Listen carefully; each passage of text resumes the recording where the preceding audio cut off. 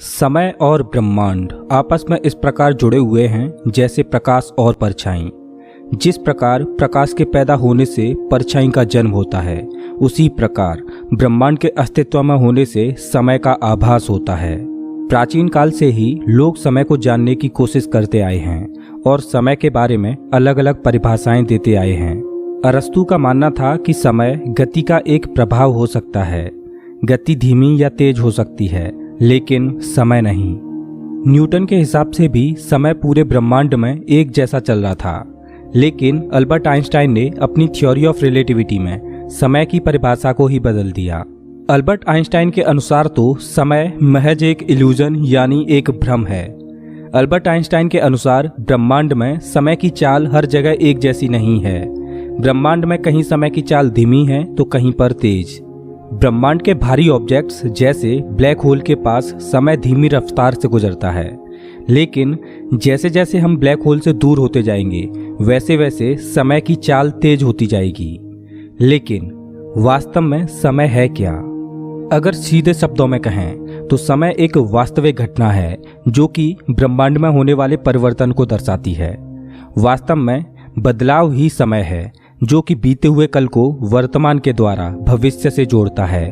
अभी से 13 अरब 80 करोड़ साल पहले एक डेंस हॉट सिंगुलरिटी पॉइंट में एक धमाका हुआ। उस धमाके को वैज्ञानिकों ने बिग बैंग नाम दिया। बिग बैंग से जन्म हुआ ब्रह्मांड का। ब्रह्मांड के जन्म के साथ ही जन्म हुआ समय का। जब तक ये ब्रह्मांड है तब तक समय का अस्तित्व है। जिस दिन ब्रह्मांड का अंत होगा उस दिन समय का भी अंत हो जाएगा। लेकिन सवाल ये है कि समय का अंत कैसे होगा, जिसमें हम जानेंगे कि समय का अंत कैसे होगा। ब्रह्मांड ही सब कुछ है। इसी में है स्पेस, समय और मैटर। जन्म से ही ब्रह्मांड का फैलाव होता रहा है। इसके तारों को रोशन करने वाले ईंधन के जरिए ये धीरे धीरे जलता रहा है। लेकिन क्या होगा जिस दिन ब्रह्मांड का सारा ईंधन खत्म हो जाएगा? पहले तो हमारी सोच ये थी कि धीरे धीरे ब्रह्मांड की उम्र बढ़ती जाएगी, लेकिन पिछले कुछ दशकों में खगोलविदों ने ब्रह्मांड की एक अलग और डरावनी तस्वीर का खुलासा किया है। ब्रह्मांड आगे नहीं बढ़ रहा, बल्कि ये अपने अस्तित्व को बचाने के लिए ही जूझ रहा है। भले ही हमें पृथ्वी पर सब कुछ ठीक ठाक लगे, लेकिन ब्रह्मांड में अपने अस्तित्व को बचाने के लिए एक युद्ध सा चल रहा है। ब्रह्मांड अपने अस्तित्व को बचाने के लिए समय की शुरुआत से ही युद्ध कर रहा है। ब्रह्मांड में दो खतरनाक शक्तियां अपना अपना नियंत्रण पाने के लिए जूझ रही हैं। पहली शक्ति है ग्रेविटी, जो ब्रह्मांड की हर एक चीज को एक साथ लाकर कुचलने की फिराक में है, जो ब्रह्मांड को आग के एक बड़े गोले में बदलकर खत्म करना चाहती है। और दूसरी शक्ति है फैलाव, जो गैलेक्सीज को दूर दूर तक खींचकर ब्रह्मांड को ठंडा करके इसे जमा कर खत्म करने की कोशिश में है। इन दो शक्तियों में जीत किसकी होगी, ग्रेविटी की या फैलाव की? या फिर ये मुकाबला बराबर पर ही रहेगा? ब्रह्मांड की इन दो महाशक्तियों की रस्साकसी में जो भी शक्ति भारी पड़ेगी वही शक्ति ब्रह्मांड का अंत कर देगी। इन दो महाशक्तियों के मुकाबले में 3 नतीजे निकलेंगे। पहला नतीजा होगा बिग फ्रीज। अगर ब्रह्मांड का फैलाव ऐसे ही चलता रहा तो एक दिन पूरा ब्रह्मांड ठंडा होकर जम जाएगा। दूसरे नतीजे में अगर ब्रह्मांड के फैलाव और ग्रेविटी में रस्साकसी जारी रही और ये दोनों शक्तियां हमेशा अपने अस्तित्व के लिए जूझती रहीं, तो ब्रह्मांड में एक नाजुक संतुलन बन जाएगा, जिससे ब्रह्मांड का एक खास आकार बन जाएगा और ये अनंत काल के लिए वैसा ही बना रहेगा। तीसरा नतीजा होगा कि ग्रेविटी की जीत होगी और ये संपूर्ण ब्रह्मांड को एक पॉइंट पर खींचना शुरू कर देगी और संपूर्ण ब्रह्मांड एक पॉइंट में सिमट जाएगा और ब्रह्मांड उसी स्थिति में पहुंच जाएगा जहां से इसका जन्म हुआ था। उस स्थिति को बोला जाएगा बिग क्रंच। हो सकता है कि बिग क्रंच के बाद फिर से बिग बैंग हो और एक नया ब्रह्मांड बने। इन दो महाशक्तियों में जो भी शक्ति जीतेगी वही शक्ति समय का अंत करेगी, और इसका कारण ये होगा कि समय हमेशा एक ही डायरेक्शन में चलता है, फॉरवर्ड डायरेक्शन में। समय हमेशा भविष्य की ओर बहता रहेगा। समय के इस बहाव को एरो ऑफ टाइम बोला जाता है। अब यहाँ पर एक सवाल सामने आता है कि समय हमेशा भविष्य की ओर फॉरवर्ड डायरेक्शन में ही क्यों बढ़ता रहता है, समय कभी अतीत की ओर क्यों नहीं चलता? तो इसका जवाब है थर्मोडायनेमिक्स के सेकंड लॉ में एक टर्म आता है एंट्रोपी। ब्रह्मांड में डिसऑर्डर बढ़ रहा है। जैसे एक समय था जब संपूर्ण ब्रह्मांड एक छोटे से पॉइंट में समाहित था, फिर बिग बैंग धमाके से ब्रह्मांड फैलने लगा और आज भी ब्रह्मांड फैल रहा है और ब्रह्मांड में डिसऑर्डर बढ़ रहा है। यही है एंट्रोपी। चलिए इसको एक एग्जाम्पल से समझते हैं। मान लो आपने एक कागज लिया और उसको कई टुकड़ों में फाड़ दिया। अब मैं आपसे कहूं कि आप उस कागज को पहले जैसा कर दो, तो क्या आप कर पाओगे? शायद आप टेप या गोंद लगाकर उसको चिपका दो, लेकिन ऐसा करने से क्या वो कागज पहले जैसा हो जाएगा? नहीं। यही है एंट्रोपी।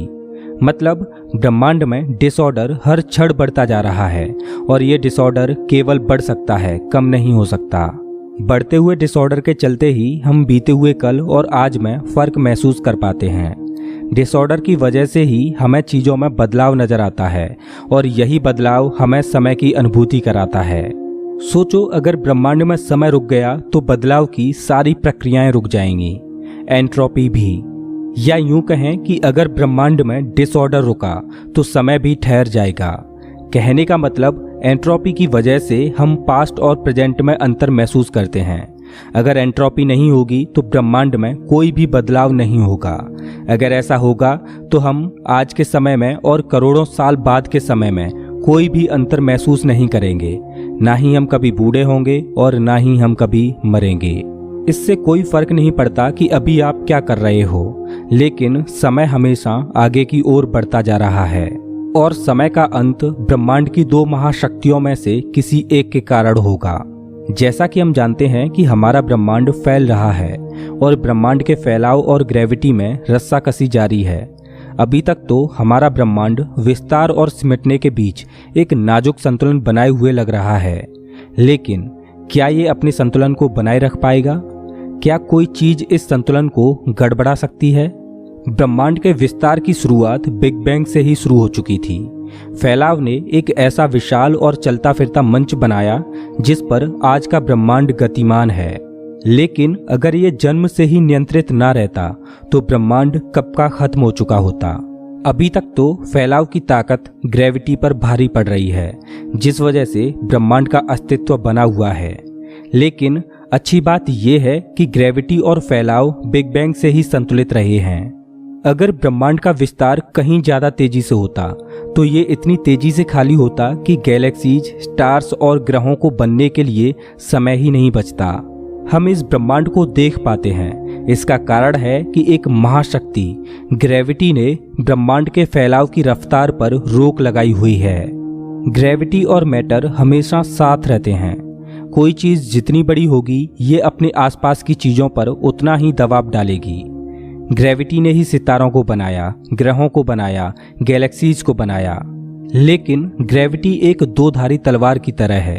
अगर ब्रह्मांड का फैलाव धीमी रफ्तार से होता तो ग्रेविटी फैलाव पर हावी हो जाती और ये संपूर्ण मैटर को एक पॉइंट में क्रश कर देती और ब्रह्मांड में स्टार्स, ग्रह, गैलेक्सीज इत्यादि बनने से पहले ही सारा मैटर एक पॉइंट में समा जाता और ब्रह्मांड कब का खत्म हो जाता।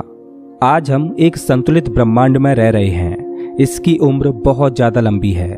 ब्रह्मांड इस गति से फैल रहा है कि हमें विकसित होने का समय मिल रहा है। ग्रेविटी और फैलाव की रस्साकसी की वजह से ब्रह्मांड 13 अरब 80 करोड़ सालों तक कायम रहा है। लेकिन ये संतुलन आखिर कितना स्थिर है? क्या हमारे ब्रह्मांड में बेरोक टोक विस्तार या खुद ही तबाह होने से बचाने लायक संतुलित सामग्री मौजूद है? ब्रह्मांड में जितना ज़्यादा मैटर होगा उतनी ही ज़्यादा ग्रेविटी होगी और जितनी ज़्यादा ग्रेविटी होगी उतना ही ज़्यादा ब्रह्मांड के फैलाव पर अंकुश लगा रहेगा। अगर ब्रह्मांड में मैटर कम होगा तो ग्रेविटी भी कम होगी, जिस वजह से ग्रेविटी का फैलाव से नियंत्रण खत्म हो जाएगा और फैलाव सभी गैलेक्सीज को दूर दूर तक धकेल देगा और ब्रह्मांड जमकर खत्म हो जाएगा। 1930 के दशक में वैज्ञानिकों ने जब गणना की तो नतीजे बहुत ही खराब थे। उन नतीजों के हिसाब से ब्रह्मांड में इतना मैटर ही नहीं था कि उससे इतनी ग्रेविटी पैदा हो पाती कि फैलाव की ताकत पर अंकुश लगा रहे। लेकिन 1980 के दशक में एस्ट्रोनॉमर्स हैरान रह गए। टेलीस्कोपों को नजर न आने वाला बहुत बड़े आकार का अज्ञात मैटर अंतरिक्ष में मौजूद था और इसका आकार अंश मात्र नहीं बल्कि पहले हम जिस मैटर को जानते थे उससे भी 5 गुना ज्यादा था, जो बहुत ज्यादा ग्रेविटी पैदा कर रहा है। इस अज्ञात मैटर की खोज से पहले हमें लगता था कि जिन चीजों को हम देख सकते हैं केवल वही मैटर होता है और उसी से ग्रेविटी पैदा होती है, लेकिन इस अज्ञात मैटर की खोज ने वैज्ञानिकों की ब्रह्मांड को देखने की रूपरेखा ही बदल दी। जब ब्रह्मांड में मौजूद गैलेक्सीज का वैज्ञानिकों ने अध्ययन किया तो पाया कि गैलेक्सीज बहुत तेजी से रोटेट हो रही हैं। जिस तरह से सूर्य की जबरदस्त ग्रेविटी पृथ्वी और बाकी अन्य ग्रहों को एक गोल घेरे में नाजुक नृत्य कराती रहती है, सूर्य के मास से पैदा हुई ग्रेविटी ही दूर दूर तक मौजूद ग्रहों की परदियों की रफ्तार को नियंत्रित करती है। अगर सूर्य ज्यादा बड़ा होता तो ग्रहों की परिक्रमा करने की गति भी ज्यादा तेज होती और अगर सूर्य छोटा होता तो ग्रहों को इसकी परिक्रमा करने में ज्यादा समय लगता। गैलेक्सीज भी बिल्कुल ऐसे ही काम करती हैं। गैलेक्सीज के सेंटर में मौजूद विशाल मास बाहरी सितारों को गोल ग्रह जैसे ऑर्बिट में खींचता है। 1980 के दशक में वैज्ञानिकों ने गैलेक्सी के तारों की इन कक्षाओं की सटीक पैमाइश की तो नतीजों ने सब कुछ बदल दिया। गैलेक्सीज के केंद्र में जो विशाल सुपरमैसिव ब्लैक होल्स थे उनमें भी इतना पर्याप्त मास नहीं था जो गैलेक्सीज को इतनी तेजी से रोटेट करा पाता। यहाँ तक कि इतने कम मास की वजह से गैलेक्सीज को टूटकर बिखर जाना चाहिए था, लेकिन फिर भी ऐसा नहीं हुआ। आज हम देखते हैं कि यूनिवर्स गैलेक्सियों से भरा पड़ा है। ग्रेविटी का कोई बड़ा और अतिरिक्त स्रोत शायद गैलेक्सीज को एक साथ थामे हुए है, लेकिन वैज्ञानिकों को टेलीस्कोपों में कुछ भी दिखाई नहीं देता, ना कोई चमक ना कोई छाया। ये नई चीज ना तो कोई प्रकाश छोड़ती है और ना ही प्रकाश को रिफ्लेक्ट करती है और ना ही उसे रोकती है, लेकिन ये अज्ञात किस्म का मैटर गैलेक्सीज के सभी तारों को एक ही गैलेक्सी में बांधे रखता है और गैलेक्सियों को टूटकर बिखरने नहीं देता। वैज्ञानिकों ने इस अज्ञात किस्म के मैटर को नाम दिया डार्क मैटर। ब्रह्मांड इस डार्क मैटर से भरा पड़ा है। सामान्य मैटर से इसकी मात्रा 5 गुनी है। डार्क मैटर ब्रह्मांड में बेहिसाब ग्रेविटी पैदा कर रहा है। वैज्ञानिक डार्क मैटर के आधार पर ब्रह्मांड के अंत को प्रेडिक्ट करने लगे। वैज्ञानिक मानने लगे कि किसी दिन सामान्य मैटर और डार्क मैटर से पैदा हुई ग्रेविटी ब्रह्मांड के विस्तार को रोक देगी और ग्रेविटी फैलाव पर भारी पड़ेगी। फैलता हुआ ब्रह्मांड फिर से सिकुड़ने लगेगा। सभी गैलेक्सियां एक दूसरे के पास आती जाएंगी और आपस में टकराकर मर्ज हो जाएंगी। बेहिसाब ग्रेविटी मैटर को तब तक क्रश करते जाएगी जब तक ब्रह्मांड का संपूर्ण मैटर एक सघन बिंदु में ना समा जाए। एक दिन ब्रह्मांड उसी जगह पर पहुंच जाएगा जहां से इसकी शुरुआत हुई थी, बिग बैंग पर।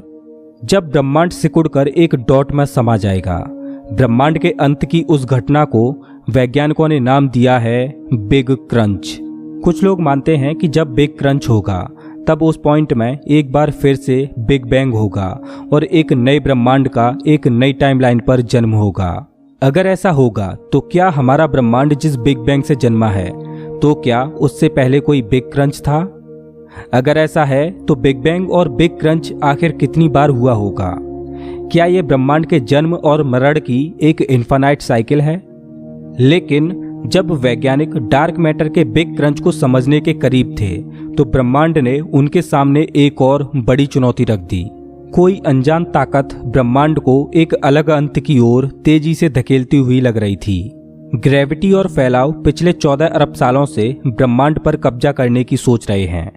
फैलाव इसको बाहर की ओर धकेलता है और ग्रेविटी इसको अंदर की ओर खींचती है। ग्रेविटी के पास डार्क मैटर था तो लग रहा था कि जीत इसी की होगी और ब्रह्मांड बिग क्रंच की ओर चला जाएगा। लेकिन फिर एक हैरतअंगेज खोज ने हमारा ब्रह्मांड को देखने का नजरिया ही बदल दिया।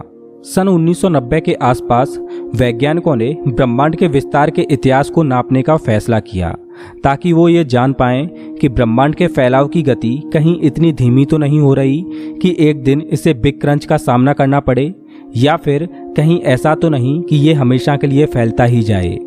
वैज्ञानिकों की शोध ने दुनिया को हैरत में डाल दिया। ब्रह्मांड के फैलाव की गति धीमी नहीं बल्कि तेज हो रही है और फैलाव की ये गति हर पल बढ़ती जा रही है। एक अदृश्य और रहस्यमयी शक्ति ब्रह्मांड के फैलाव को तेज करती जा रही है। ब्रह्मांड का ये फैलाव फिजिक्स के नियमों के उलट हो रहा है। फैलाव को एनर्जी बिना किसी चीज के मिल रही थी, स्पेस के वैक्यूम से। वैक्यूम का मतलब होता है एकदम खाली जगह जिसमें कोई भी पार्टिकल ना हो, जिसका ना तो कोई तापमान हो और ना ही एनर्जी हो। लेकिन ये बात सच नहीं।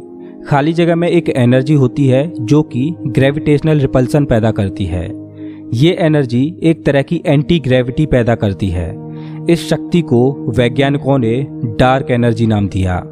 वैज्ञानिकों ने अंतरिक्ष में मौजूद डार्क एनर्जी को नापने के लिए अपने बेहतरीन स्पेस टेलीस्कोपों को कैलिब्रेट किया और नतीजे दिमाग को चकराने वाले थे। ब्रह्मांड के मास के मुकाबले डार्क एनर्जी की तादाद 3 गुना थी। सबसे बड़ी ताज्जुब की बात तो ये है कि स्पेस जितना ज़्यादा फैलता है तो वहाँ उतनी ही ज़्यादा मात्रा में डार्क एनर्जी महसूस होती है। डार्क एनर्जी एक ऐसी एनर्जी है कि जब ये गैलेक्सीज को धकेलती है तो स्पेस में वैक्यूम बढ़ता जाता है, जिस वजह से रिपल्सन भी बढ़ता जाता है और डार्क एनर्जी और ज़्यादा बढ़ जाती है। ब्रह्मांड की गति धीमी होने की बजाय जो बढ़ रही है, इसका कारण है बढ़ती हुई मात्रा में dark energy. Dark energy big crunch theory को खत्म करती नजर आती है, लेकिन वैज्ञानिक ये नहीं जानते कि डार्क एनर्जी, विस्तार और स्पेस आपस में किस तरह से जुड़े हुए हैं। अगर स्पेस की मात्रा का आकार दोगुना हो जाए तो क्या डार्क एनर्जी भी दोगुनी बढ़ जाएगी या ये उससे भी ज़्यादा बढ़ेगी? अगर स्पेस के बढ़ने से डार्क एनर्जी कई गुना बढ़ती जाएगी तो ब्रह्मांड का अंत बहुत ही डरावना होगा। जब डार्क एनर्जी की मात्रा बढ़ती जाएगी तो ये ग्रेविटी पर इस कदर हावी होगी कि ये गैलेक्सीज को भी तहस नहस कर देगी। जब डार्क एनर्जी अपने चरम पर होगी तो सबसे पहले गैलेक्सी फटना शुरू होंगी, फिर गैलेक्सीज के अंदरूनी हिस्से फटने लगेंगे और उसके बाद सौर मंडलों का भी यही हाल होगा। डार्क एनर्जी स्टार्स, ग्रहों और चट्टानों को फाड़ देगी।